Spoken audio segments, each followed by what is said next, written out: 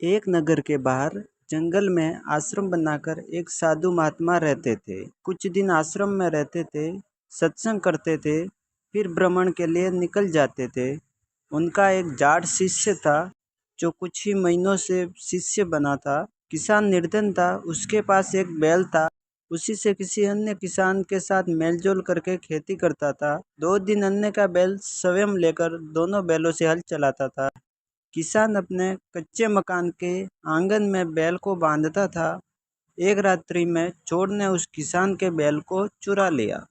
किसान ने देखा कि बैल चोरी हो गया है, तो वह सुबह आश्रम में गया, गुरुदेव जी से अपना दुख साझा किया। गुरुदेव जी ने कहा कि बेटा, विश्वास रख, परमात्मा पर दान धर्म भक्ति करता रहा, आपको परमात्मा 2 बैल देगा। जो चुरा कर ले गया वह पाप का भागी बना है। परमेश्वर की कृपा से बारिश अच्छी हुई, किसान भक्त की फसल 2 गुनी हुई। भक्त किसान ने 2 बैल मोल लिए और उनको अच्छी खुराक खिलाई। दोनों बैल सांडों जैसे ताकतवर हो गए। गांव में उसके बैलों की चर्चा होने लगी।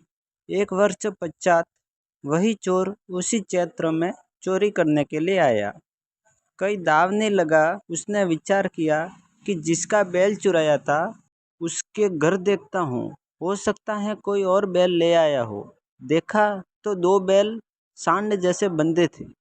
चोर ने दोनों चुरा लिए। किसान जागा तो बैल चोरी हो चुके थे।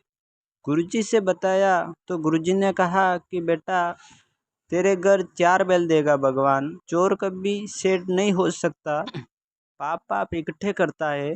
रजा परमात्मा की, आशीर्वाद गुरुदेव का।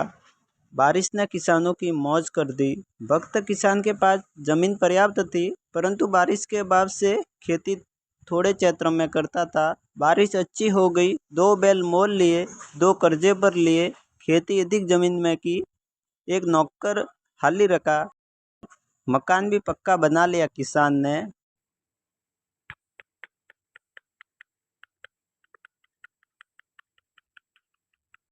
चोर 2 वर्ष के पश्चात उधर गया और पहले उसी किसान की स्थिति देखने गया। चोर ने देखा कि 4 बैल सांडों जैसे बैठे थे और चोर के पास 2 दिन का आटा शेष था, अधिक निर्धन हो गया था।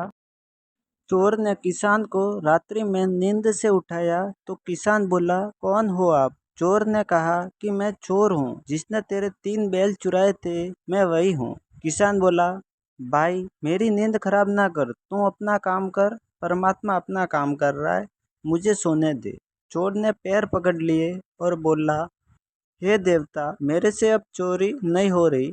एक बात बता, आपका चोर आपके सामने खड़ा है, आप पकड़ भी नहीं रहे हो। हे भाई, तेरा 1 बैल मैंने चुराया। तेरे घर अगले 2 वर्ष 2 बैल खागड़ों जैसे बंधे थे, वे दोनों भी मैं चुरा ले गया। 2 वर्ष पश्चात आपके आंगन में 4 बैल बंधे हैं। फिर भक्त उस चोर को आश्रम में लेकर गया, गुरुदेव से सब घटना बताई। गुरुदेव ने चोर को समझाया। 7-8 दिन भक्त किसान ने अपने घर पर रखा और प्रतिदिन गुरुजी से मिलाकर सत्संग सुनाया। चोर ने दीक्षा ली। गुरुजी ने कहा कि भक्त बेटा, नए भक्त को 1 बैल दे दे उधार, खेती करेगा तेरे पैसे लौटा देगा। भक्त ने कहा, गुरुजी ठीक है।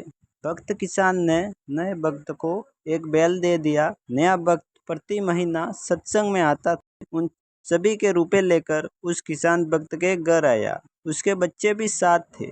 किसान भक्त ने उस चोर भक्त से सब पैसे देकर कि मुझे क्षमा कर दो, आपका उपकार मेरी 7 पीढ़ी भी नहीं उतार पाएगी।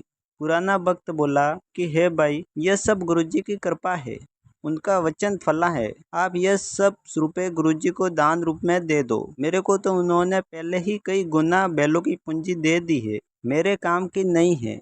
दोनों भक्त गुरुजी के पास गए और सर्व दान राशि गुरुदेव के चरणों में रख दी। गुरुदेव जी ने भोजन भंडारा में लगा दी, सत्संग किया। इसी प्रकार चोर का धन मोरी में जाता है, भक्त सदा फलता फूलता है। धन्यवाद।